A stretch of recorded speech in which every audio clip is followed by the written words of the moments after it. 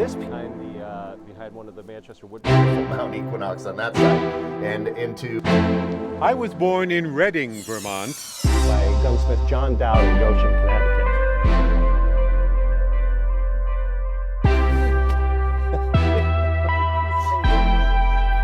So he died in March. When he buried. And luckily.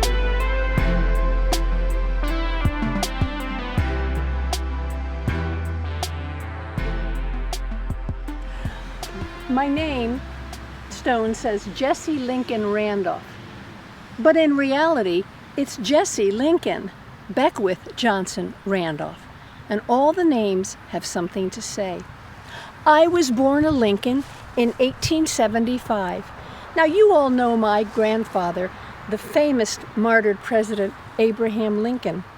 And if you were around in my time, you would know my papa. Why, he was a lawyer. He was a statesman, Secretary of War to several presidents. He was a great businessman, even working his way up the Pullman Palace car.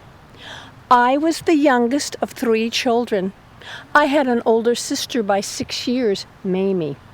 I had an older brother, Jack, by 2 years, and we were very close. You can imagine, with the parents we had a wonderful childhood. We went between Washington and Chicago.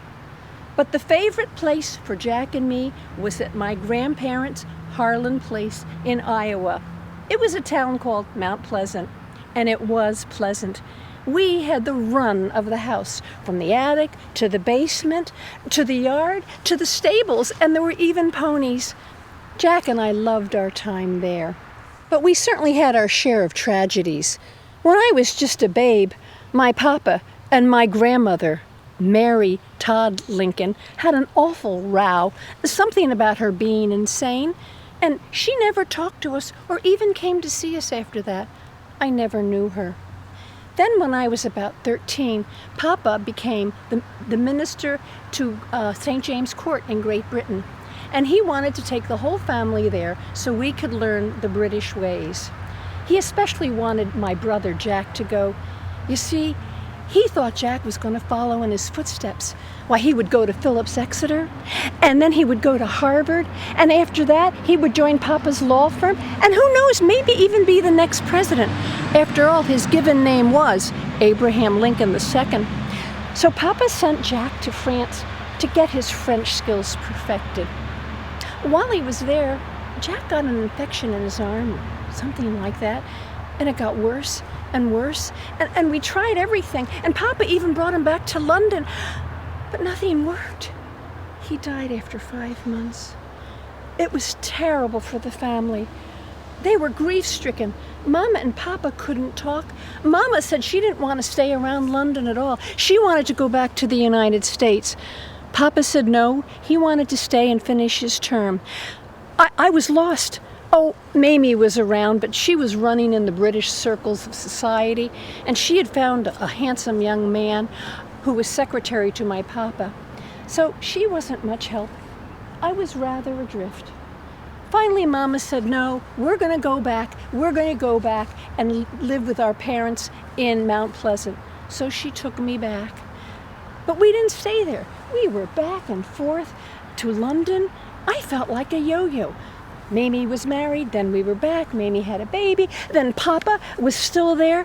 It was just awful. I really didn't have a place to call my own. It wasn't until we stayed with my grandparents for a long time that I enrolled at Iowa Wesleyan in the classics, you know, music and art. There I really felt wonderful. I liked my girlfriends. I even joined a sorority. And the men, oh, the men. It's the first chance I had to be with men. There was one in particular, a dashing athlete on the football team named Warren Beckwith. I thought it'd be a good match because our parents knew each other. But Papa and Mama were furious. They said he was a ne'er-do-well and I shouldn't associate with him. Well, now, let's face it. Think about the time. Women were demonstrating so they would have the right to vote. They were going on parades and marching. I didn't have to listen to my parents. And besides, I was 22. No, when Warren proposed to me, we ran away and eloped. Well, my parents were furious. They locked me in my room for 2 days. But they did mellow, especially when the grandchildren came along. A year later, we had a little girl named Peg, and 6 years after that, a little boy named Bud. Stole my parents' heart. And besides, at that time, they were building this wonderful summer cottage up in the mountains of Vermont. You might know it, it's Hildene. So they were busy with that. Warren wasn't happy, though. He didn't come back and forth. He didn't even go on our travels to England. He told me if I didn't stay with him, he would divorce me. Well, who could listen to him anyway? We did divorce. It was a little daunting at first, so I begged Mama and Papa to let me come back and live with them, and they did, and we actually had the upstairs here. They loved it, the grandchildren loved it, and I was so appreciative. I designed the gardens we have there now, and Papa and I went over to France and got some of the peonies that you're still seeing there today. Yes, Hildene was a wonderful place. About that time, too, I met another dashing fellow, Frank Johnson, artist, photographer, writer for the National Geographic. I wasn't sure I wanted another relationship, but he won me over, and we got married right here at Hildene. Unfortunately, that lasted a couple years, and we ended in divorce again. And then I met Robert Randolph from Virginia. Now, it's no wonder that the parents really didn't want me to have a part in Hildene. They were afraid I would lose it. So Hildene went to my daughter, Peg. And that was a smart decision. She enjoyed it as much as she could. I promised Peg that if she would come here, I would be here and live with her. Oh, it took me a while, but at the end of my life, I did spend my last years here, and I died right here in 1948. People might ask, was I unhappy with my life? Do I haunt the halls of Hildene? No, I'm content with the life I had. I even saw women get the right to vote. No, I'm at peace. I'm at peace. I'm at peace buried down the road from my Hildene.